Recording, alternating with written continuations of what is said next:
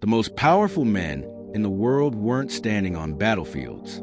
They were sitting behind desks, one inside the White House, the other behind the walls of the Kremlin, and between them stood enough nuclear firepower to destroy civilization in less than an hour. During the Cold War, history was not shaped only by missiles, bombers, or armies. It was shaped by presidents, leaders forced to make impossible decisions while the world balanced on the edge of catastrophe. Every speech, every order, every moment of hesitation carried consequences that could affect millions of lives.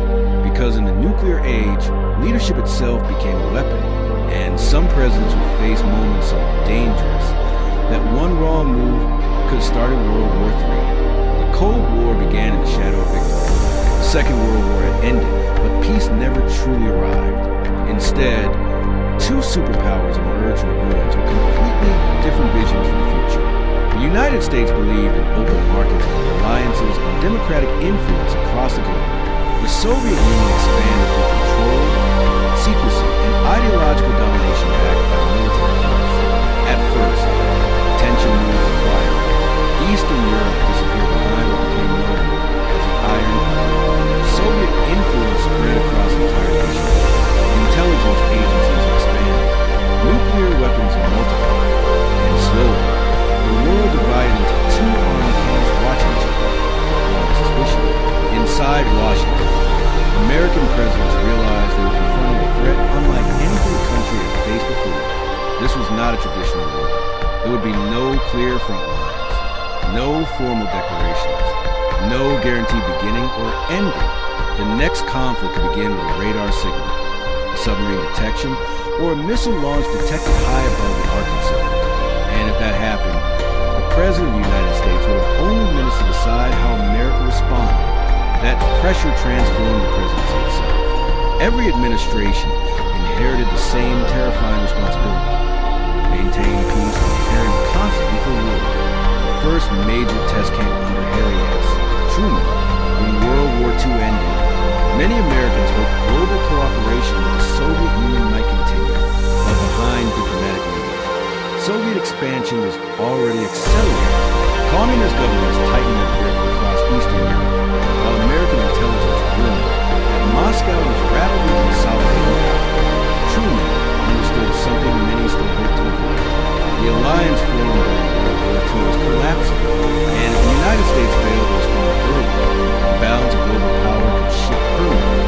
So his administration introduced a strategy that would define the next several decades. Containment. The idea was simple, but enormous in practice. Stop Soviet expansion wherever possible, not through direct invasion, but through alliances, military readiness, economic power, intelligence operations, and global presence. The United States would oppose Soviet influence before it reached critical strategic regions. It was a new type of warfare, and it required a new type of leadership under Truman. America began building the infrastructure that would dominate Cold War strategy for generations. Massive military modernization programs accelerated. Intelligence agencies expanded rapidly. Strategic bomber forces grew stronger. Overseas alliances multiplied. Then came one of the most significant moments of the entire era. In 1949, the Soviet Union detonated its first atomic bomb. The American nuclear monopoly was over. Suddenly, the United States faced an adversary capable of striking back with catastrophic force. For the first time in history, two rival superpowers possessed weapons powerful enough to threaten human civilization itself. The presidency changed overnight. Every future American president governed under the shadow of nuclear war, and the pressure only intensified during the administration of Dwight D. Eisenhower. Unlike many political leaders, Eisenhower understood war from direct experience. He had commanded massive Allied operations during World War II and knew the true cause of global conflict. But he also understood something else. The Cold War would not be won through endless conventional warfare. It would be won through strategic superiority. Under Eisenhower, the United States invested heavily in long-range bombers, nuclear deterrence, advanced surveillance systems, and global military positioning. Massive radar networks stretched across the Arctic. Strategic Air Command maintained bombers ready for launch around the clock. nuclear submarines expanded American reach beneath the oceans. At the same time, American intelligence capabilities entered an entirely new era, because one of the greatest dangers of the Cold War was uncertainty. Nobody fully knew how strong the Soviet Union actually was, and uncertainty creates fear. Fear creates escalation. So the United States searched for ways to see beyond the Iron Curtain. Reconnaissance aircraft began flying missions so secret that even their existence was denied publicly. Analysts studied Soviet missile deployments, airfields, factories, and military needs. Washington needed accurate information, not assumptions, because assumptions in the nuclear age could kill millions. And soon, one American president faced the most dangerous confrontation of all, a moment where nuclear war would come closer than at any other point in history. And the decisions made inside the White House during those days were tough, where the Cold War remained cold or became something far worse. By the early 1960s, the Cold War had become a global contest of pressure, positioning, and survival. American bombers still reigned. Soviet missiles expanded across Eastern Europe. Submarines carrying nuclear weapons disappeared from the oceans. And both superpowers were racing to develop systems capable of striking faster, farther, and with greater destructive power than ever before. But beneath the tension, another battle was unfolding, a battle of perception. Both nations needed to appear strong. Any sign of weakness could invite aggression. Any hesitation could shift the balance of power. And for the President of the United States, projecting confidence became just as important as military capability itself. That burden would soon fall on John F. Kennedy. Kennedy entered office during one of the most dangerous periods of the Cold War. He was young, charismatic, and under immense pressure to prove American resolve against Soviet expansion. Across Washington, military advisors warned constantly about communist influence spreading through Europe, Asia, and Latin America. At the same time, Soviet Premier Nikita Khrushchev believed the balance of power was beginning to shift. The Soviet Union had achieved major technological victories. Sputnik had stunned the world. Soviet rockets appeared increasingly advanced, and intelligence uncertainty inside the United States created fears that Moscow might be gaining a strategic advantage. That fear became known as the missile gap. Even though later intelligence would reveal the Soviet arsenal was smaller than many feared, the perception itself drove enormous military expansion inside the United States. Kennedy understood that perception mattered, but soon, perception would collide with reality. In October 1962, American reconnaissance aircraft photographed something alarming in Cuba, Soviet missile installation under construction, less than 100 miles from the American coastline. Suddenly, nuclear weapons capable of reaching major U.S. airfields were being deployed directly into the Western Hemisphere. Inside the White House, tension exploded. Military leaders argued for immediate airstrikes. Others warned that attacking Soviet forces could trigger direct retaliation in Europe. Some feared a full-scale nuclear exchange. For 13 days, the world moved closer to catastrophe than ever before. American naval forces established a quarantine around Cuba. Strategic bombers prepared for possible launch. Nuclear submarines disappeared into the Atlantic. Missile crews entered high readiness status. Every hour increased the danger, and behind closed doors, Kennedy faced decisions that no president before him had ever confronted, because there was no perfect option. Attack too aggressively, and nuclear war might begin immediately. Appear too weak, and Soviet expansion could continue unchecked. The pressure inside the White House became almost unimaginable. Military briefings continued around the clock. Intelligence analysts reviewed aerial photographs from Cuba. Advisors debated invasion scenarios, retaliation estimates, and possible casualty projections that reached into millions. And then came one of the most terrifying moments of the entire crisis. An American unit, 2 reconnaissance aircraft were shot down over Cuba. The pilot was killed. Inside Washington, many believed war had become inevitable, but Kennedy hesitated. That hesitation may have saved him, because behind the scenes, diplomatic channels remained open. Messages moved secretly between Washington and Moscow, while both leaders searched desperately for a way to step back without appearing defeated. Eventually, a deal emerged. The Soviet Union would remove its missiles from Cuba. The United States would publicly agree not to invade the island and privately remove certain missiles from Turkey. The crisis ended, but the lesson remained. Nuclear war could begin faster than leaders could fully control. And after Cuba, every American president understood that the margin for error had become dangerously small. If you're interested in Cold War stories like this, consider subscribing to follow the hidden decisions and secret systems that shape the balance between superpowers.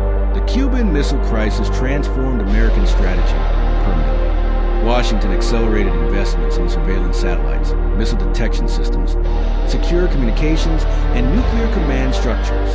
The United States needed better visibility, faster intelligence, and stronger control during moments of extreme pressure, because survival in the nuclear age depended on information, and no president understood the importance of strategic unpredictability more than Richard Nixon. By the late 1960s, the Cold War had entered a new phase. The Vietnam War drained American resources. Soviet nuclear capabilities continued growing. Anti-war protests spread across American cities. Around the world, allies and adversaries alike questioned how far the United States was willing to go to defend its interests. Nixon believed uncertainty itself could become a strategic weapon. His administration developed what became known as the madman theory. The idea was dangerous, but deliberate. If adversaries believed the President of the United States might react unpredictably, they would become more cautious. Nixon wanted Soviet leaders to think he was capable of taking extreme action if pushed too far. At times, American military movements were intentionally designed to appear aggressive and unpredictable. Nuclear forces increased readiness levels quietly. Strategic bomber operations intensified. Signals were sent, not always publicly, but clearly enough for Soviet intelligence to notice. It was psychological warfare conducted at the highest level of global power.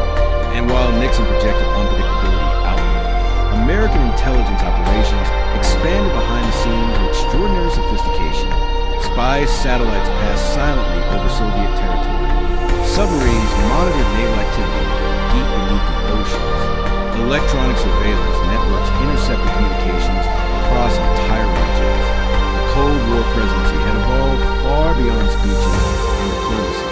Now it operated through vast systems of technology, intelligence, and strategic pressure spanning the entire planet. And in the years ahead, one president would inherit a rivalry engine that was technologically advanced and potentially unstable phase yet. By the early 1970s, the Cold War had entered a new and more dangerous phase. The world had survived the Cuban Missile Crisis, and had watched Berlin divided by conflict and barbed wire. It had seen nuclear stockpiles grow large enough to destroy civilization many times. But now the competition between the United States and the Soviet Union was becoming more complex than ever before. The battlefield was no longer limited to Europe. It stretched across oceans, deserts, jungles, and even into space. And inside the White House, another president prepared to redefine how America would confront its greatest rival. Richard Nixon entered office in 1969 at a moment when the United States faced enormous pressure. The Vietnam War was consuming American resources. Domestic unrest was rising. Protest movements filled the streets. Across the world, Soviet influence continued expanding into regions that Washington considered strategically vital.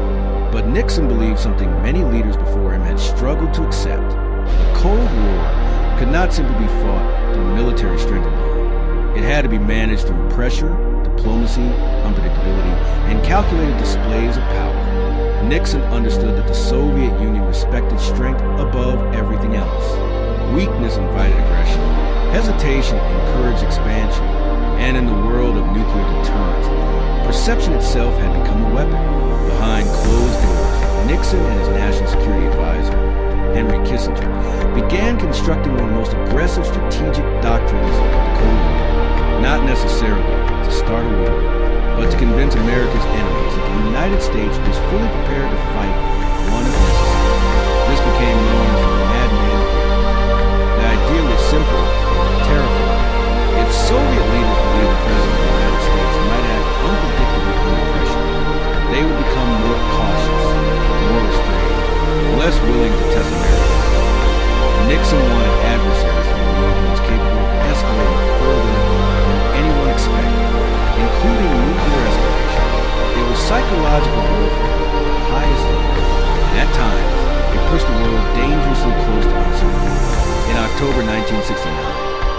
Nixon administration launched a secret operation designed to send a message directly to Moscow without public announcement.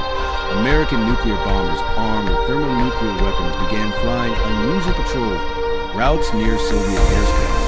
Strategic Air Command increased readiness levels. Submarines repositioned silently beneath the oceans. Military communications intensified. The Soviet Union noticed immediately. That was the point.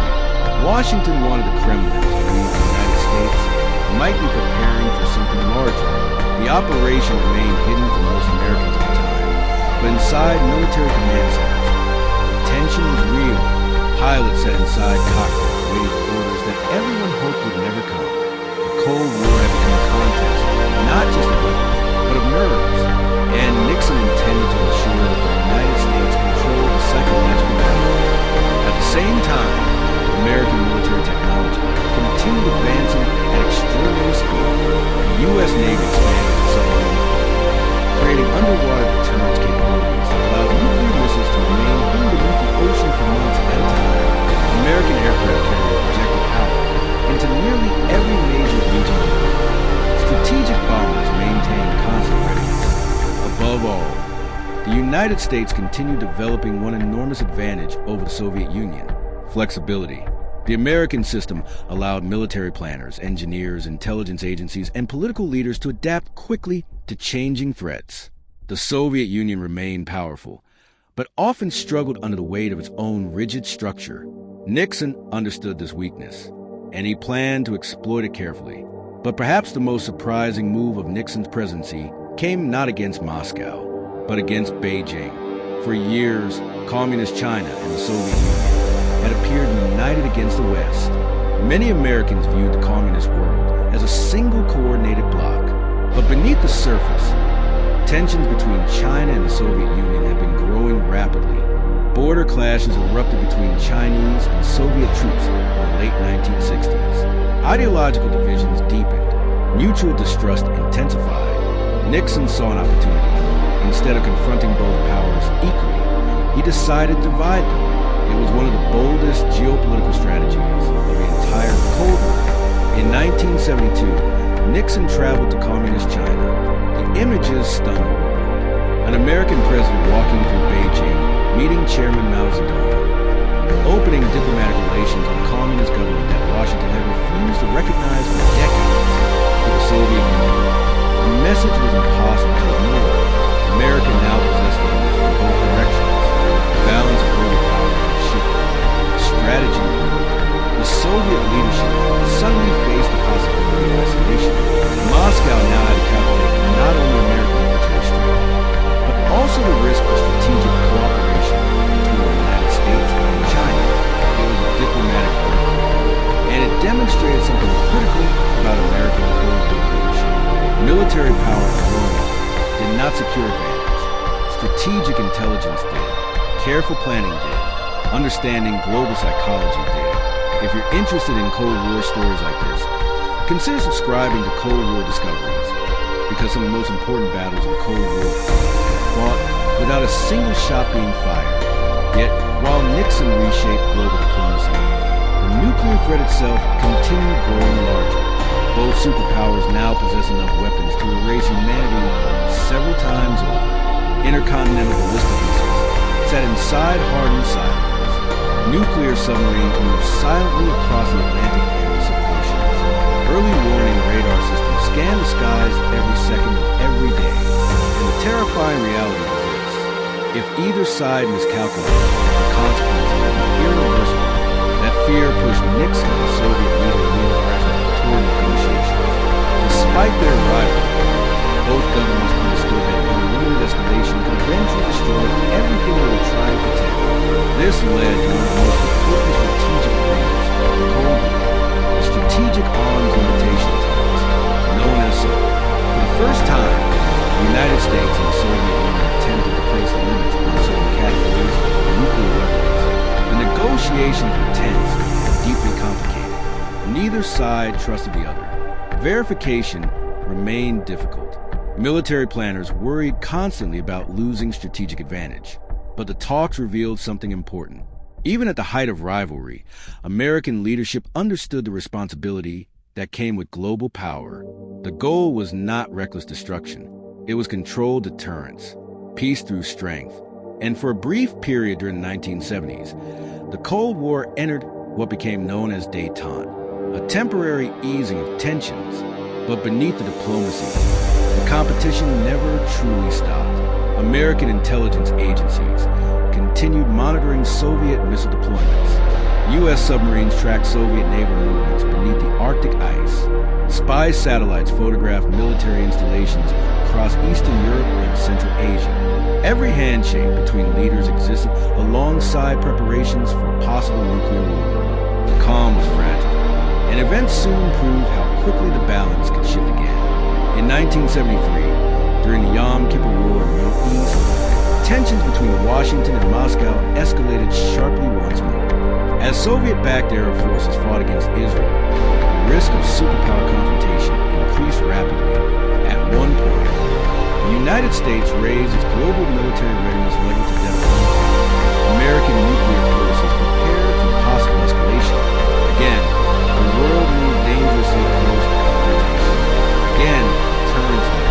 But these repeated crises exposed the reality of the Cold War leadership.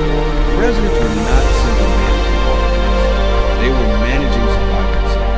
Every decision carried consequences measured not in headlines, but in millions of lives. And the pressure of that responsibility was relentless. By the mid-1970s, Nixon's presidency collapsed under the weight of the Watergate scandal. His resignation shocked the nation and weakened public trust in government. Yet despite the political chaos, the global Cold War system he had helped shape continued operating. The United States remained technologically dominant. Its military remained unmatched in global reach. Its intelligence capabilities continued expanding across every theater of the Cold War. And even America's adversaries understood one critical fact. The United States was still capable of responding anywhere at any moment. But as one presidency ended, another dangerous chapter of the Cold War was already approaching. Because soon, a former Hollywood actor would enter the White House and transform the final phase of the Cold War into the most intense strategic confrontation since the Cuban Missile Crisis itself. By the late 1980s, the Cold War had entered a phase we believed possible. For decades, American presidents had prepared for the possibility that the confrontation with the Soviet Union might only end in military collapse, catastrophic war, or permanent division between East and West. Nuclear arsenals remained enormous. Submarines still moved silently in open oceans. Strategic bombers still waited. Missile crews on both sides remained ready for launch within minutes. But something inside the Soviet system was beginning to fail. Years of economic stagnation, political rigidity, and technological competition had placed enormous pressure on Moscow. The Soviet Union had spent decades attempting to match American military power across every domain: nuclear weapons, strategic aviation, naval expansion, missile defense, intelligence operations, and space technology. Yet the deeper the competition went, the more difficult it became for the Soviet system to sustain itself. Meanwhile, the United States had entered a period of renewed confidence. American military modernization accelerated under President Ronald Reagan. Advanced stealth aircraft moved from secret programs into operational reality. Naval expansion restored American dominance across critical oceans. Intelligence networks improved. Precision weapons evolved rapidly. And behind the scenes, the United States continued applying economic and technological pressure that forced Soviet planners into an increasingly impossible competition. The balance of power was shifting. But even then, nobody could guarantee the Cold War would end peacefully. Inside command centers across the world, military officers still trained for nuclear conflict every day. Radar crews still monitored incoming threats. NORAD continued scanning the skies 24 hours a day. American ballistic missile submarines still patrolled silently beneath the Atlantic and Pacific Oceans. The strategic structure built by decades of presidents, from Truman to Eisenhower, Kennedy, Nixon, Carter, and Reagan, remained fully active. The difference was that Soviet leadership had finally begun recognizing what American presidents had understood for years. The Cold War could not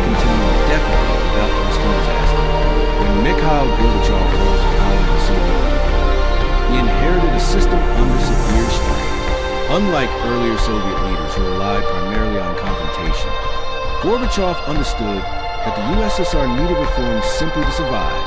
Policies like glasnost and perestroika attempted to open and modernize the Soviet system. But reforms also exposed weaknesses the Soviet government had spent decades trying to hide. Eastern Europe began changing. Communist control weakened. Protests grew larger. Fear inside the Soviet bloc slowly faded. And across the United States, political leaders watched carefully, aware that moments of transition could also become moments of extreme danger. American presidents during this period faced a difficult challenge. They needed to maintain military strength, while avoiding actions that could destabilize the collapsing balance too quickly. Too much pressure could trigger panic inside the Soviet system. Too little pressure could allow hardliners to regain control. It required patience, discipline, and strategic restraint. And for perhaps the first time in decades, diplomacy began moving faster than escalation. Reagan's relationship with Gorbachev became one of the defining political developments of the late Cold War. Publicly, Reagan had built a reputation for strength and confrontation against Soviet expansion. But privately, he also recognized a historic opportunity emerging in front of him. The two leaders met repeatedly throughout the 1980s. Behind closed doors, discussions focused on arms reduction, missile defense, strategic stability, and the terrifying consequences of nuclear war. These were not casual political conversations. Both men controlled enough nuclear weapons to destroy civilization many times over, and both understood it. At Reykjavik in 1986, negotiations nearly produced one of the most dramatic arms agreements in history, though talks ultimately collapsed over disagreements surrounding missile defense programs like the Strategic Defense Initiative. The summit revealed something remarkable. For the first time, both superpowers were seriously discussing reducing massive portions of their nuclear arsenals. The atmosphere of the Cold War was beginning to change. Still, danger remained everywhere, in military bunkers across the Soviet Union. Hardliners distrusted American intentions. In Washington, intelligence agencies remained cautious about Soviet promises. NATO forces stayed prepared. Nuclear submarines continued patrols. Strategic bombers remained operational. Nobody wanted to be caught unprepared if diplomacy failed. And then came 1989. In Eastern Europe, communist governments began collapsing one after another. Poland changed first. Hungary followed. Then East Germany faced growing unrest as thousands demanded freedom of movement and political reform. For decades, the Berlin Wall had symbolized the division of the Cold War. Concrete, barbed wire, guard towers, and armed soldiers had physically separated East and West Berlin since 1961. It represented everything the Cold War had become: suspicion, confrontation, ideology, and fear. Then suddenly, the wall began to fall. Images from Berlin shocked the world. Civilians climbed onto the wall. Crowds crossed freely between East and West. Families reunited after decades of separation. Border guards who once enforced Soviet authority stood uncertain as history unfolded around them. For American leadership, it was one of the most powerful strategic victories of the 20th century, not achieved through invasion, but through endurance, economic power, military deterrence, and sustained pressure over decades. If you're interested in Cold War stories like this, consider subscribing to follow the hidden moments that shaped global history. But even as celebrations spread across Europe, American presidents remained cautious because collapsing empires become unpredictable. The Soviet Union still possessed thousands of nuclear weapons. Soviet military units remained stationed across multiple countries. Intelligence agencies feared instability inside Moscow itself. A desperate coup or military uprising could still reverse everything. And in 1991, that fear nearly became reality. Hardline Soviet officials launched an attempted coup against Gorbachev. Tanks entered Moscow. Soviet military units moved into position. Communications began to circulate. Around the world, governments watched nervously to ensure whether the Soviet Union was going to collapse peacefully or violently. For several tense days, the future remained unclear. American intelligence agencies monitored Soviet nuclear forces closely. Military planners prepared for worst-case scenarios. The possibility of internal chaos inside a nuclear superpower represented one of the greatest strategic dangers imaginable. But the coup failed. Resistance inside Russia grew rapidly. Boris Yeltsin emerged as a major political figure opposing the hardliners. Soviet authority fractured, and by the end of 1991, the Soviet Union itself ceased to exist. The Cold War was over. For nearly half a century, American presidents had navigated one of the most dangerous geopolitical confrontations in human history. They faced nuclear crises, espionage battles, proxy wars, technological competition, and the constant possibility of global catastrophe. Every administration inherited pressures capable of reshaping civilization itself. Some presidents made controversial decisions. Some succeeded more effectively than others. Some escalated tensions. Others reduced them. But together, they guided the United States through a period where one mistake could have changed the world forever. The legacy of those presidents remains visible even today. Modern missile defense systems evolved from Cold War fears. Satellite surveillance networks emerged from strategic competition. Nuclear deterrence doctrines still influence military planning. NATO remains active. Intelligence systems developed during the Cold War continue shaping global security operations. And perhaps most importantly, the lessons learned during those decades still matter, because the Cold War revealed something fundamental about power in the nuclear age. Strength alone was not enough. Technology alone was not enough. Military superiority alone was not enough. Survival required discipline, communication, restraint, and leaders capable of making decisions under unimaginable pressure. The presidents who led the Cold War operated inside a world where every radar signal mattered, where every submarine patrol carried strategic consequences, where every diplomatic meeting could influence the survival of millions. And despite all the crises, close calls, and confrontations, the world avoided nuclear war, not because danger disappeared, but because generation after generation of leaders, soldiers, analysts, pilots, submariners, diplomats, and intelligence officers understood exactly how catastrophic failure would become. The Cold War was not won in a single battle. It was managed day after day, year after year, through endurance, preparation, innovation, and caution. And in the end, the survival of the free world depended not only on weapons and strategy, but on the ability to avoid using them. For more stories like this, make sure to subscribe and support the channel.